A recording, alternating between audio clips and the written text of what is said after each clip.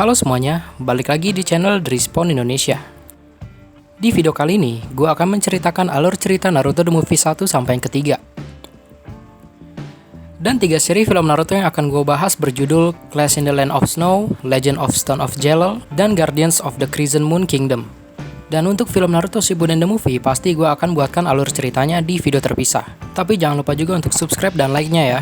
Dan jangan lupa juga follow akun Instagram kita di @respawn.id. Dan kalau ada kesalahan, mohon dikoreksi di kolom komentar. Dan oke, langsung saja kita ke pembahasannya.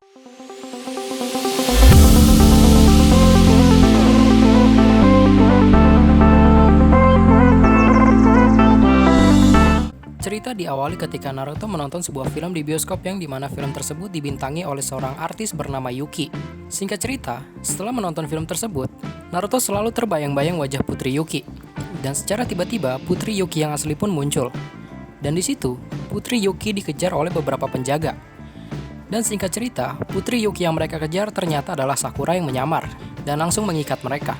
Dan ternyata, mereka adalah artis figuran yang berusaha mengejar Putri Yuki yang lari dari proses syuting yang dibantu oleh manajernya yang bernama Sandayu.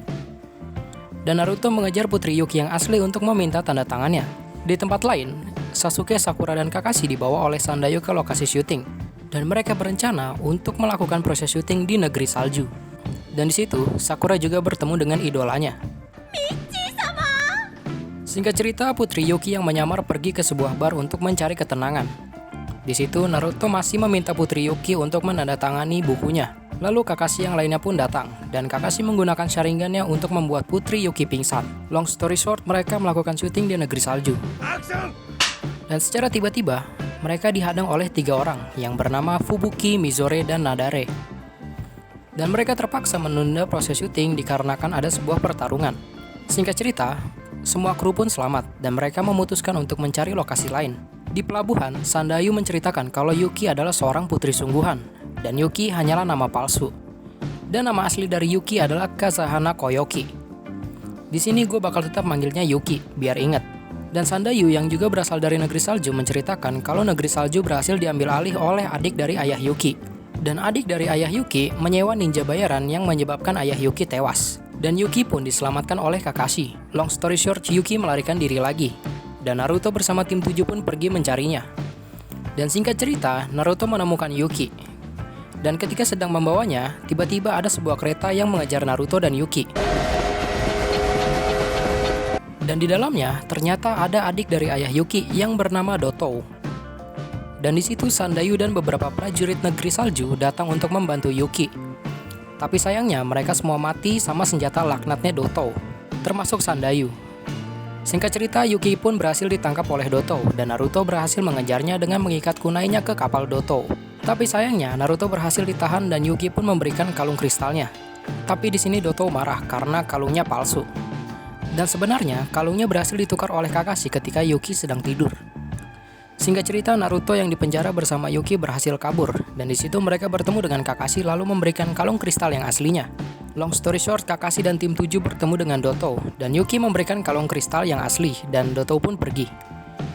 Di tempat lain, Dotou pun memasang kristalnya untuk mendapatkan kekuatan penuh, dan sayangnya Dotou berhasil dikalahkan oleh Naruto dan tim 7. Dan Dotou pun kalah.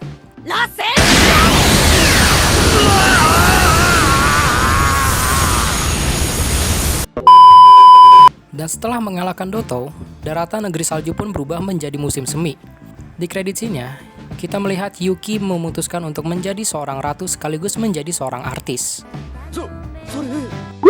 Scene diawali ketika shinobi dari desa Sunagakure yang sedang berperang melawan pasukan robot yang datangnya entah dari mana. Dan singkat cerita, kita melihat Naruto, Sakura, dan Shikamaru yang sedang menjalankan misi untuk menangkap seekor rakun. Dan mereka memutuskan untuk memulangkan rakun tersebut.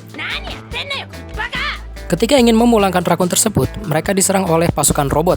Dan di situ Naruto bertemu dengan seseorang yang penampilannya kayak Robocop dan namanya adalah Temujin. Sedikit cerita tentang Temujin. Temujin berasal dari sebuah desa yang dimana desanya sudah dihancurkan. Dan dia dijadikan bahan eksperimen bersama saudaranya. Dan impian Temujin adalah membangun desa yang aman dan damai. Dan dari pertarungan tersebut, Naruto dan Temujin pun terjatuh dari tebing.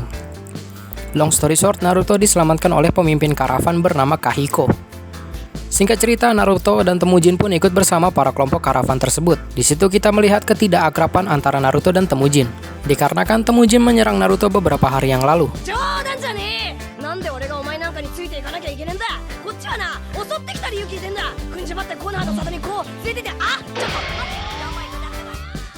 Di tempat lain, Shikamaru dan Sakura pun menyelidiki sebuah mesin, yang dimana di dalam mesin tersebut terdapat banyak sekali robot. Setelah itu kita lihat banyak sekali anak-anak yang menjadi bahan eksperimen. Long story short, Naruto dan Temujin pun bertemu dengan seseorang yang bernama Haido. Tak lama setelah itu Naruto pun bertemu dengan Kankuro dan Temujin pun berhasil ditahan menggunakan Kugutsu milik Kankuro. Dan partner Temujin pun bernama Kamira dan Renke datang untuk membantu Temujin. Dan Gaara juga datang untuk membantu Kankuro.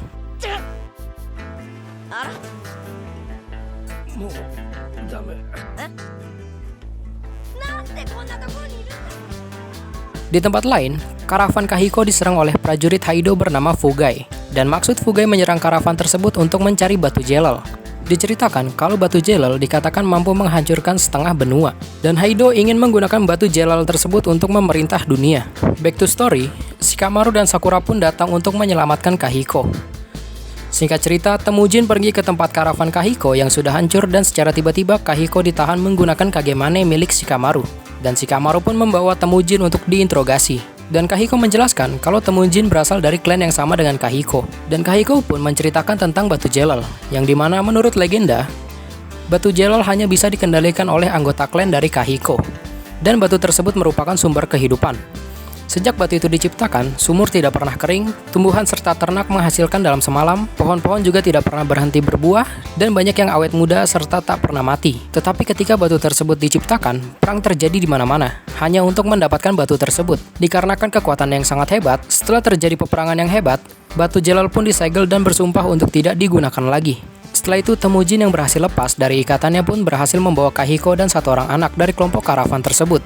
Dan Naruto yang mengejar Temujin terlambat menyelamatkan Kahiko, karena Haido bersama prajuritnya juga datang untuk menemukan batu jelal tersebut. Long story short, Haido yang berhasil menemukan batu jelal menggunakan kekuatannya untuk menguasai dunia. Dan batu jelal tersebut sudah tidak bisa dihentikan lagi. Dan satu-satunya cara untuk menghentikannya adalah dengan menghancurkan tempat tersebut dengan cara menggunakan teknik Kuchiyose no Jutsu. Tetapi Kuchiyose ini hanya bisa digunakan oleh keturunan kerajaan yang bisa mengendalikan batu jelal. Dan Kuchiyose yang dipanggil bukanlah sebuah hewan atau benda, melainkan sebuah ruang dan waktu.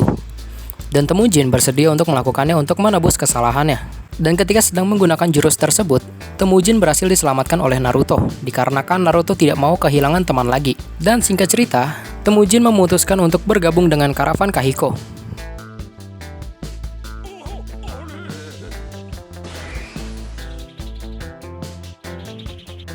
Scene dibuka dengan Naruto, Sakura, Lee yang menggantikan Sasuke, dan Kakashi yang ditugaskan oleh Tsunade untuk melindungi pangeran dari negeri bulan untuk sampai ke negerinya. Dan pangeran tersebut bernama Michiru, dan anaknya bernama Hikaru.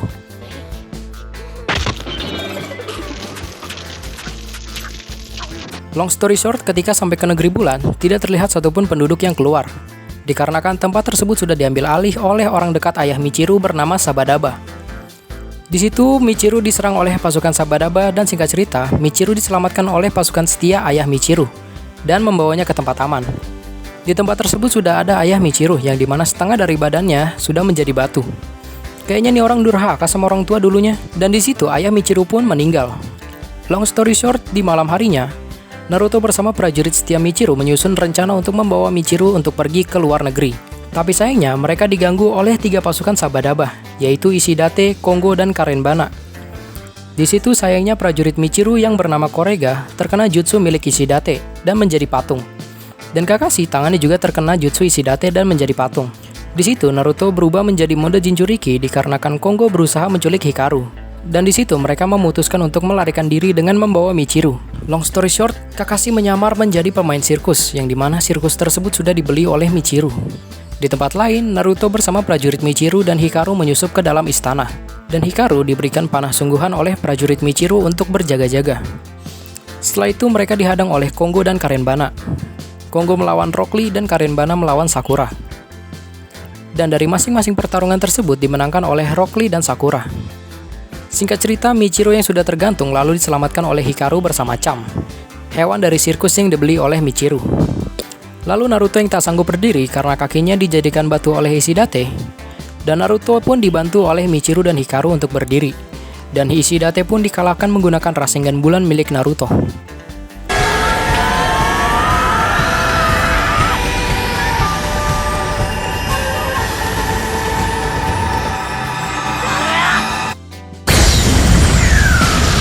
Oke guys, mungkin cukup sampai sini aja video kali ini. Don't forget to like, comment, and subscribe.